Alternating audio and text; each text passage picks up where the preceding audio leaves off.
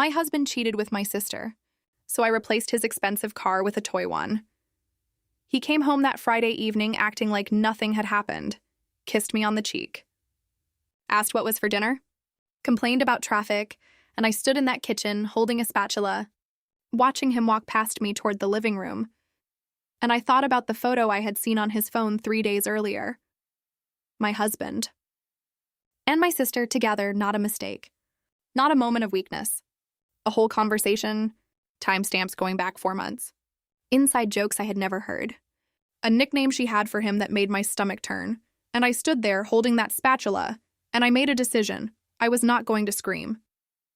I was not going to cry.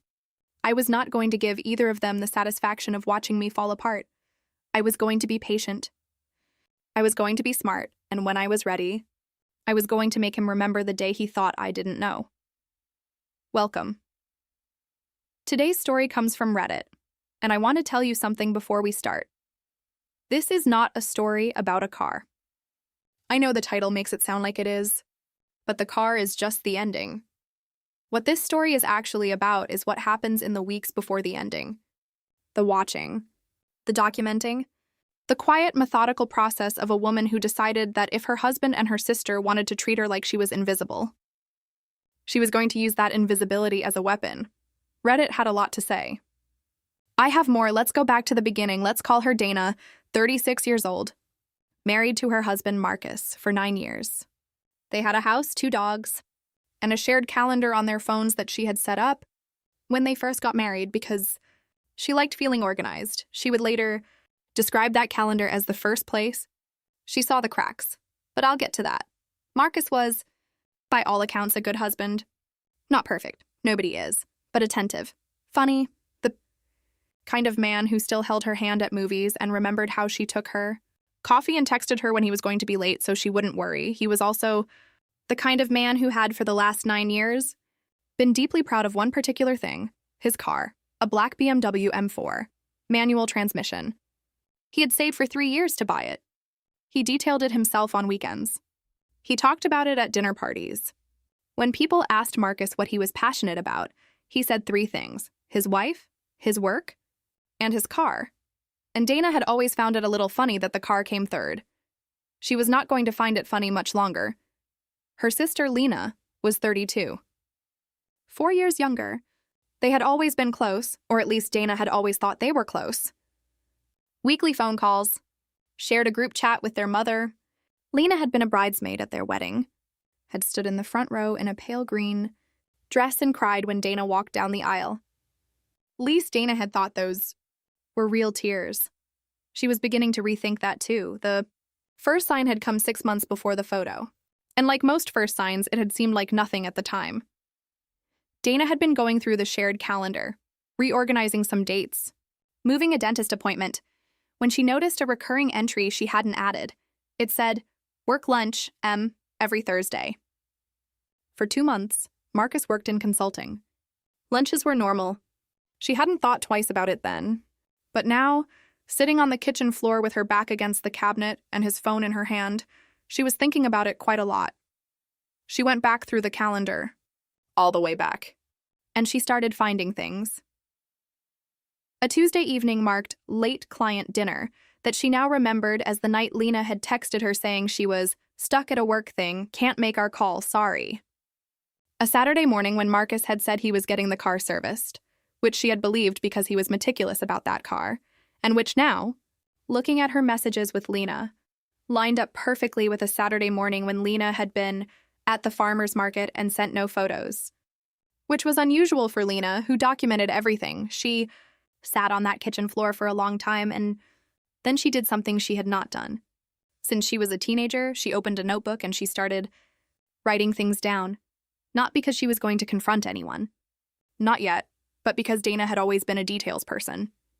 And she wanted to make sure that when the time came, and she had already decided that the time would come on her terms, not his, she would not be the person standing in a room with nothing but her. Feelings and his denials, she was going to have receipts. But here's what nobody knew. Yet, the plan Dana was building in that notebook was not about anger. It was not about revenge in the way people usually mean that word. It was about something much more specific. It was about the car. Over the next 3 weeks, Dana continued doing exactly what she had always done.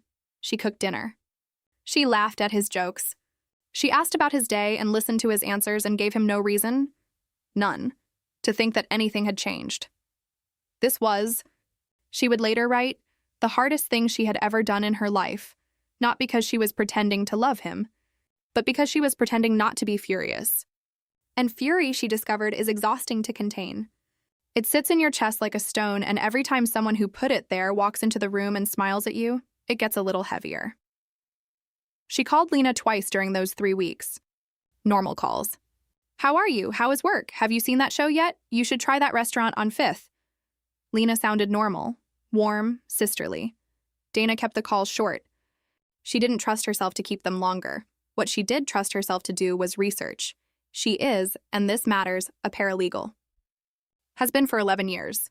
She works with documents every day.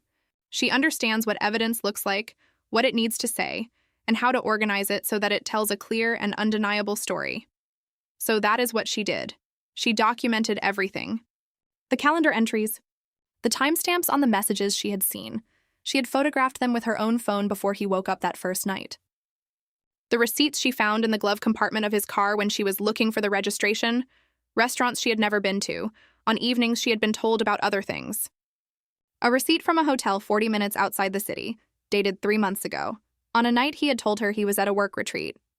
She organized it all into a folder. Printed copies at work, kept them in a box in the back of her closet behind her winter coats, in a part of the closet he never went into because he had his own. And then, when she had everything she needed, she went to see a lawyer, not a divorce lawyer. Not yet, a different kind of lawyer. The kind who handled property agreements. Because here is the thing about Marcus and his car. It was not in both their names. It was not a marital asset in any complicated legal sense. Marcus had bought it before they were married, had paid for it in full, kept the title in his name alone. It was his, except that 2 years into their marriage, during a rough financial patch, Dana had quietly covered 3 months of car insurance payments, just over $1,100, without telling him, because he had been stressed and she hadn't wanted to add to it. She had the bank statements. She had the receipts, and she had spoken to the lawyer about what that meant. It didn't mean she owned the car. But it gave her something. A foothold. A very specific, very legal kind of leverage that she was going to need for what came next. Let me stop here for a second, because I know what you're thinking. You're thinking, why didn't she just confront him? Why didn't she pack a bag, leave, tell her sister exactly what she thought of her? And I want to answer that, because it matters. Dana writes that she thought about confronting him every single day for those 3 weeks. She thought about it while she was making coffee. She thought about it while she was driving to work. She thought about it every single night while she lay in the dark next to him, listening to him breathe and feeling like she was sleeping next to a stranger who had borrowed her husband's face. But every time she got close to it, she thought about what a confrontation would actually give her. It would give her his denials, his version of the story, his opportunity to control the narrative, to say she was overreacting or misunderstanding, or that it wasn't what she thought. It would give Lena a chance to disappear into her own version of events. It would give both of them time to coordinate, and most importantly, it would take away the one thing Dana still had, the element of surprise. She had watched her husband lie to her face, smoothly and easily for at least 4 months. She knew what he looked like when he was lying. She knew what he said.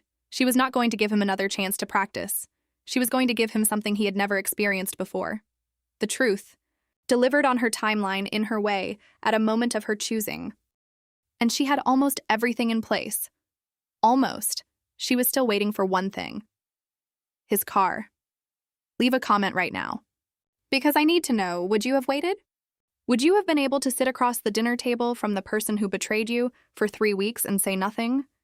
Tell me in the comments, because the response to that question in the original thread was extraordinary. And I'll come back to what Reddit said at the end. But first, the car. Marcus's car was due for its annual service. He had already scheduled it. She knew because it was on the shared calendar, which she now checked obsessively, not out of anxiety but out of habit. The way you check a chessboard to see where all the pieces are. He was dropping it off on a Saturday morning. He would be without it for the weekend. The dealership was about 45 minutes away. She offered to drive him. He said yes. Because of course he did. She was his wife. She was being helpful. There was nothing unusual about this at all. On the drive there, they talked about normal things. Weekend plans. Whether the kitchen needed repainting. She kept her voice light and her hands steady on the wheel, and she thought about exactly nothing except the road ahead of her.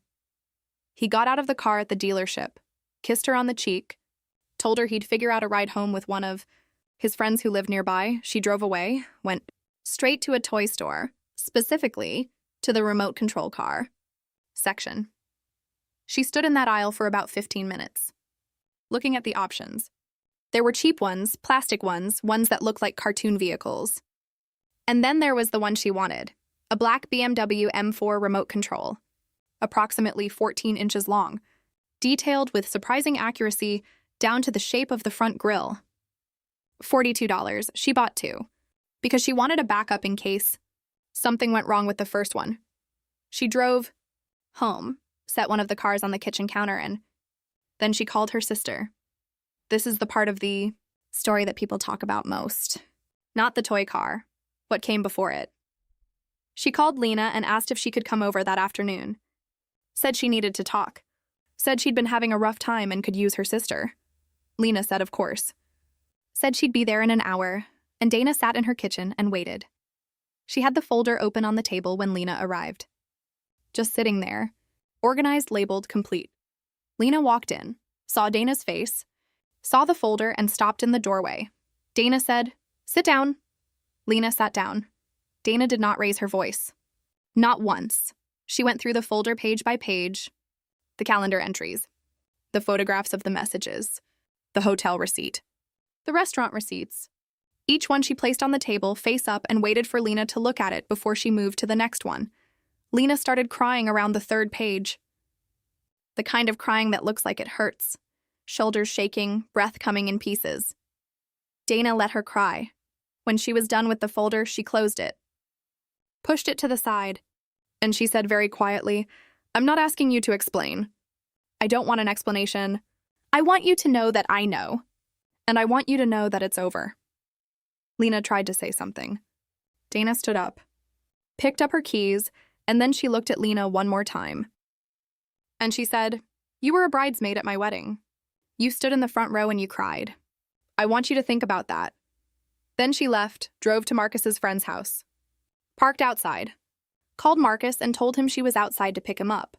He came out smiling, got in the passenger seat, said, "You didn't have to do that." She said, "I wanted to."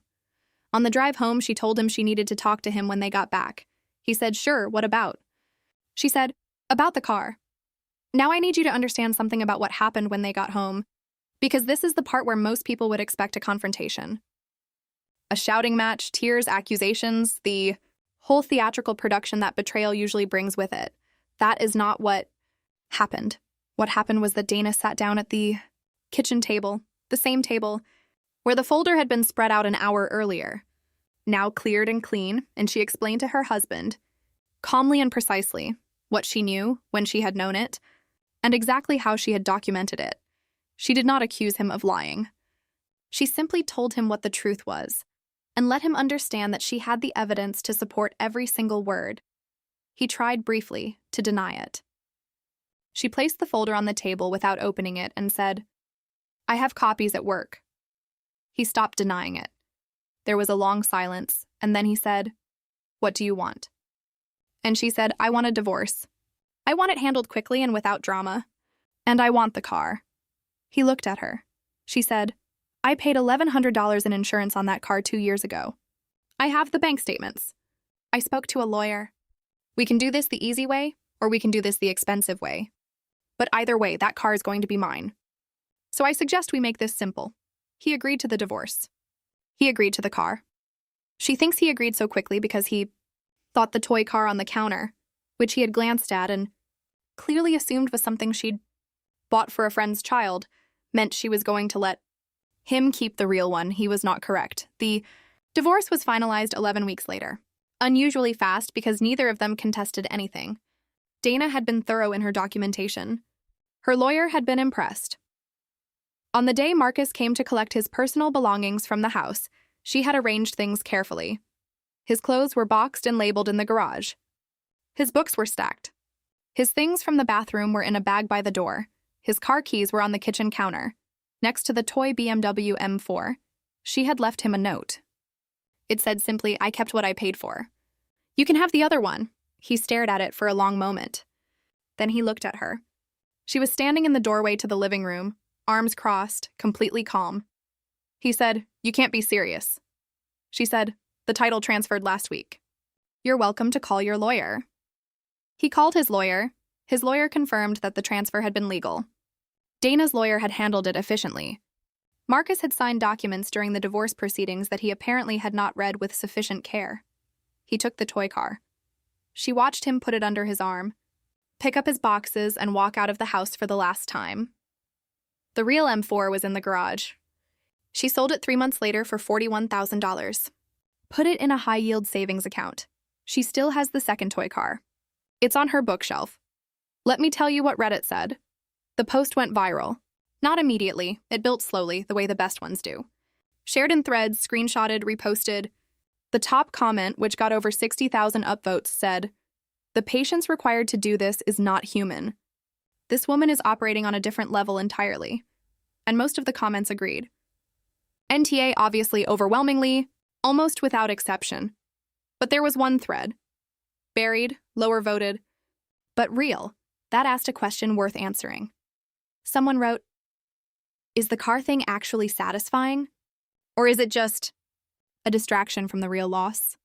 And Dana answered it herself, in a comment reply that I think is the most important thing in this whole story. She wrote, "The car wasn't the point. The point was that I refused to be the one who fell apart. They expected me to fall apart. They had probably been half expecting it for months, waiting for me to find out, dreading the scene, already rehearsing their defenses. And I decided that I was not going to give them that scene. The car was just the way I said goodbye to someone who loved a car more than he loved me. It felt right." And then she added one more line. "Also, $41,000 felt pretty good. Here is what I want to say about this story, because I think it deserves more than a verdict. What Dana did, and I want to name this clearly, is something that most people cannot do. And not because they lack intelligence or planning ability, it's because grief doesn't usually wait for permission. When you find out that someone you trusted has been betraying you, the body reacts before the brain does. The heart rate goes up. The chest tightens. The impulse to confront, to demand, to express the pain out loud. It arrives immediately, before you've had a chance to think about strategy or timing or what kind of outcome you actually want. Dana felt all of that. She has said so. She sat on that kitchen floor for a long time. And somehow she chose to feel it privately, to take the grief somewhere quiet inside herself and hold it there for 3 weeks while she built something out of it. That is not coldness. That is not the absence of feeling. That is what it looks like when someone decides that how they respond to being hurt matters as much as the hurt itself. There is something worth sitting with there, regardless of whether you have ever been in a situation like Dana's, because we all face moments, smaller ones usually, but the same shape, where someone hurts us, and we have to choose between the immediate release of reacting and the slower, harder work of responding. The reaction gives you the scene. It gives you the emotion, the expression, the moment of being seen to be in pain. The response gives you the outcome. Dana chose the outcome, and she chose it. $41,000 at a time. One more thing I want to say to anyone watching this who has been in a relationship where your pain was treated like an inconvenience, where the person who hurt you expected you to perform your grief on their timeline, in the way that was most comfortable for them. I want to say this. You get to decide how you handle it. You get to take your time. You get to be methodical. You get to build something out of the worst thing that happened to you and do it quietly, in the back of your closet behind your winter coats. You do not owe anyone a breakdown, and if, at the end of it all, you want to leave a toy car on the kitchen counter with a note that says, "I kept what I paid for," that is, genuinely one of the most elegant things I have ever heard. That's Dana's story. Leave a comment. I want to know, what would you have done with 3 weeks in a folder full of evidence? Would you have waited? Would you have confronted? Would you have left differently? And one more question. The comment that got 60,000 upvotes called Dana's patients not human. Do you agree? Or do you think it was something else? Something specific to who she is? Something you recognize? I read every comment. Every single one. And on stories like this, the comments are often as good as the story itself. If you're new here, this is what we do. We don't just read Reddit stories. We stay with them long enough to understand what they're actually about. If that's something you want more of, hit subscribe. It costs nothing. And it means I can keep doing this. Next video. A father's daughter has been in an abusive relationship for 8 months. He knows, he's been watching. He's been building a case. The way you build things when you've spent 30 years in project management and you know that patience is the difference between a wall that stands and a wall that falls. Her boyfriend looks him in the eye one evening and says 4 words. What are you going to do? The answer takes 6 months, and it is thorough. See you in the next one. But I want to go back to something, because I don't think we've fully talked about Lena yet. And Lena's part in this story is, in some ways, the part that hurts most. Marcus was her husband. The betrayal from him was devastating. 9 years, a shared home, a shared life, the person she had planned her future with. That kind of betrayal has a weight to it that is hard to describe to anyone who hasn't felt it. It lands in the body differently than other kinds of pain.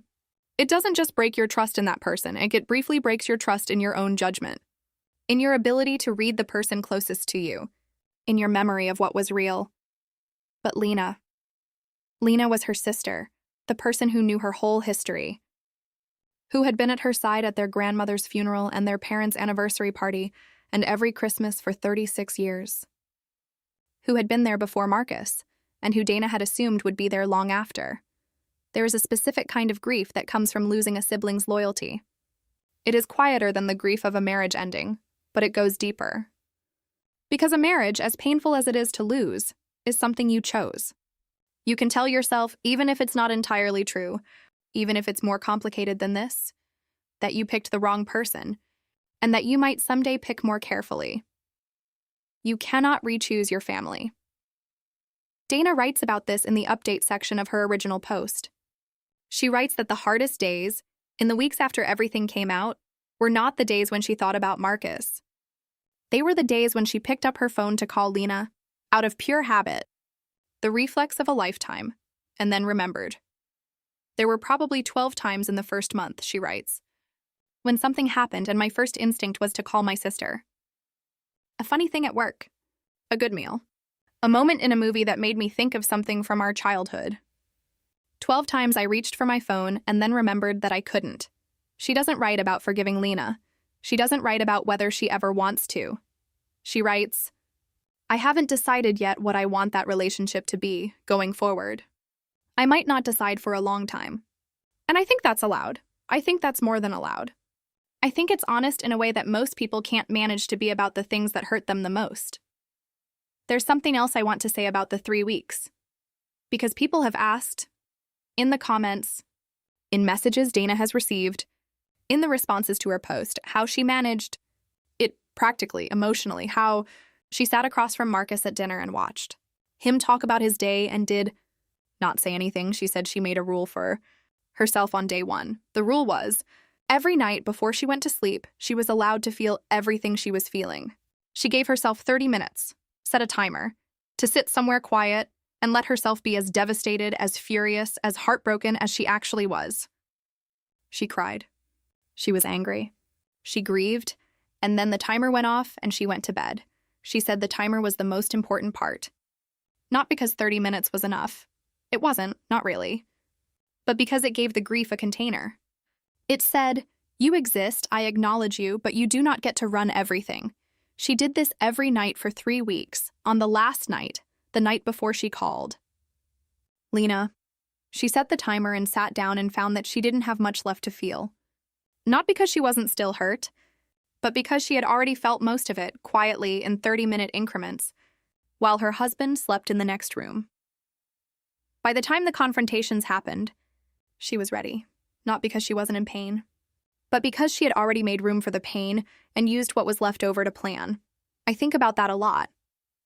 The idea of giving grief a container, of deciding that you will feel everything, but on a schedule. that you will not let the worst thing that happened to you become the thing that runs your life, even for the weeks when it has every right to. Let me tell you about the morning after Marcus left. Dana woke up early. The house was quiet in a way it hadn't been for 9 years. Not the quiet of someone else sleeping nearby, but the quiet of no one else at all. She made coffee, stood at the kitchen window and looked at the backyard, the garden she had planted 2 summers ago, the chairs they had bought together and never used enough, the fence that needed repainting and that she now realized she would be repainting herself.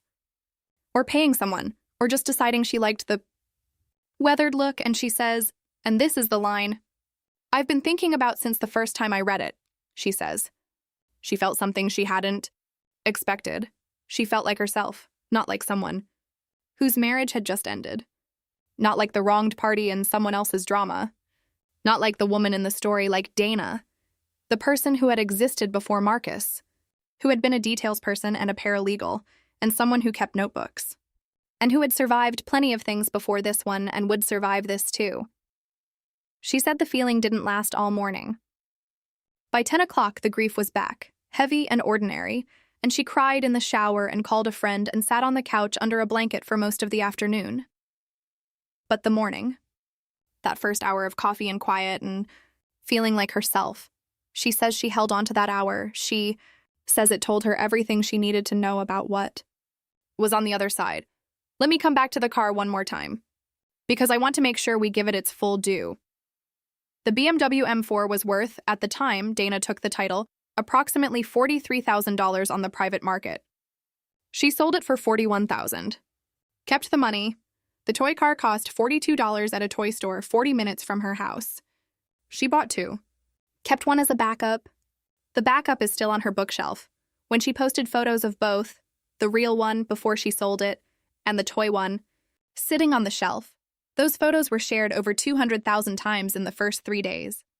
Most of the shares were women. A lot of them added the same caption. It said in various forms, "This is the energy."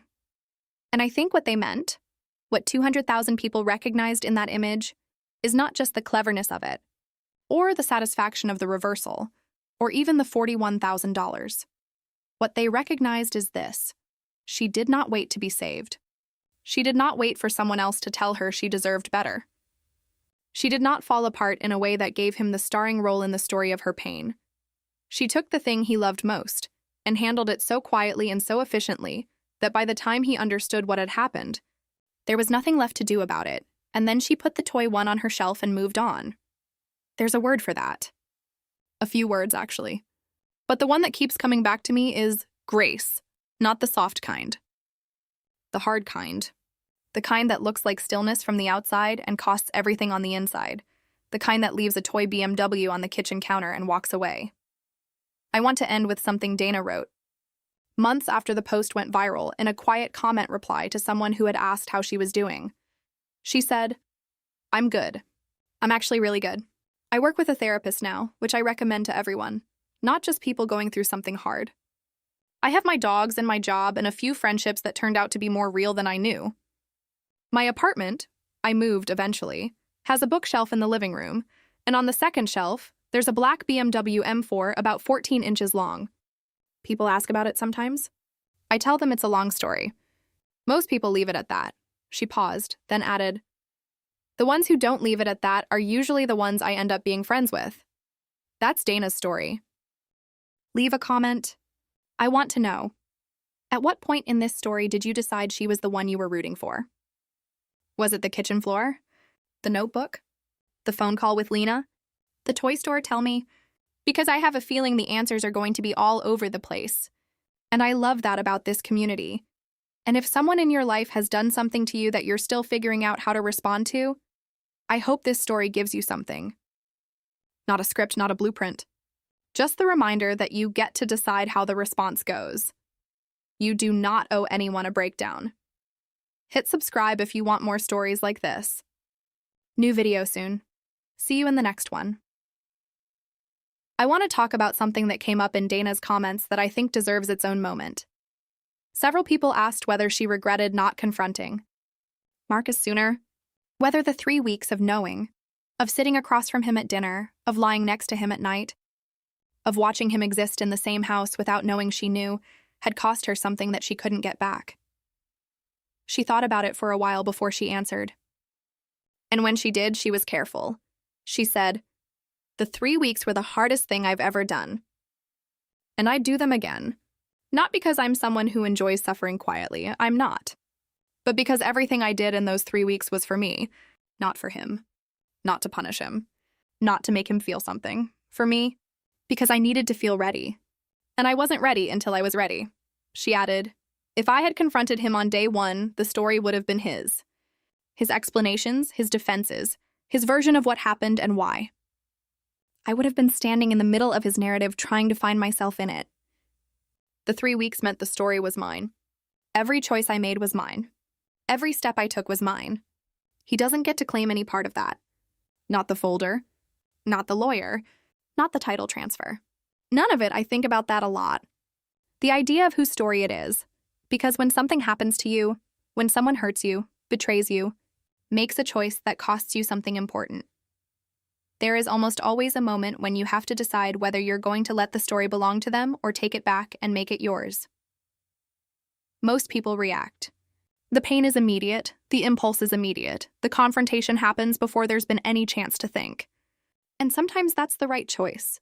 Sometimes the immediate reaction is necessary and true and right, but sometimes, and Dana is one of those times, the better version of yourself is the one who waits, who sits on the kitchen floor and writes in a notebook, who gives herself 30 minutes every night and a timer, who drives to a toy store on a Saturday morning and stands in an aisle for 15 minutes deciding between a BMW M4 and a Porsche 911, and who leaves the toy car on the counter because she wants him to understand, when he finally understands, that she was 3 steps ahead of him the whole time. One more thing about Lena, and this is the part I keep coming back to. Dana and Lena have not spoken since the afternoon in the kitchen. Not once in the months since the divorce was finalized has there been a call or a message or any contact at all. Their mother, Dana says, has been careful not to push. Has said to both of them, separately, that she loves them and that whatever they need to do, she'll be there. That she's not choosing sides. That she doesn't want to lose either of her daughters. Dana says she appreciates that. She says her mother has handled an impossible situation with a grace that she hopes she'll be able to match someday. She says she doesn't know what her relationship with Lena will eventually look like. She says she's not ready to think about it yet. That the wound is still there, even when it's quiet. That some mornings she wakes up and it feels like a long time ago. And other mornings, usually the ones where something small and ordinary happens, a song or a smell or a particular quality of light in the afternoon, it feels like last week. She says that's okay. That she's learned to let both things be true at the same time. And she says that the notebook, the one she started on the kitchen floor, the one that became the folder, the one that eventually became the story you just heard, is still on her desk. She hasn't written in it since the divorce was final. But she hasn't put it away either. "I'm not sure what I'm keeping it for," she writes. "Maybe nothing. Maybe it's just proof that I was here, that I was paying attention, that even in the worst months of my life, I was still the kind of person who wrote things down." That is Dana, 36 years old. A paralegal, someone who keeps notebooks and gives grief a timer and stands in toy store aisles on Saturday mornings, making decisions that will take months to fully understand. Someone who looked at the thing the person who betrayed her loved most and said quietly, in the language she knew best, the language of documents and receipts and very careful attention to the fine print, "I kept what I paid for. You can have the other one.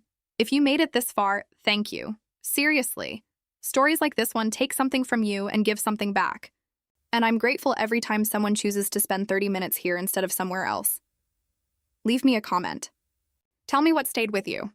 Tell me what you're still thinking about. And if you haven't subscribed yet, I want to make you a simple offer. One more story. Give this channel one more story. If it doesn't give you something worth keeping, you can always leave, but I think it will. See you in the next one. Before I go, I want to address something directly. A number of comments on Dana's original post said some version of this. She's cold. She's calculated. That's not how a real person reacts, and I want to push back on that. Hard. Because I think what people are actually saying when they say that what they mean. Underneath the words is that's not how I would react. That's not how I've ever seen someone react. It makes me uncomfortable because it doesn't look like the grief I recognize, and that discomfort is real and valid. But it's not an argument against Dana. Here's the thing about grief. It doesn't look the same in everyone. Some people fall apart immediately, loudly, completely, and that is completely real and completely valid. Some people go numb and quiet for days before anything surfaces. Some people get angry first and sad later. Some people get sad first and angry months later, in a parking lot or a grocery store, over something completely unrelated. And some people, a smaller group, but a real one, find that the sharpest expression of their grief is not the crying or the confrontation or the dramatic scene. It's the notebook. It's the folder. It's the 30 minutes at night with the timer. It's the toy car on the counter with the note that says, I kept what I paid for. Dana was not cold. Dana was not performing a calculated revenge fantasy. Dana was a person in tremendous pain who channeled that pain into the only language that felt natural to her, the language of organization, documentation, and patient. Precise action.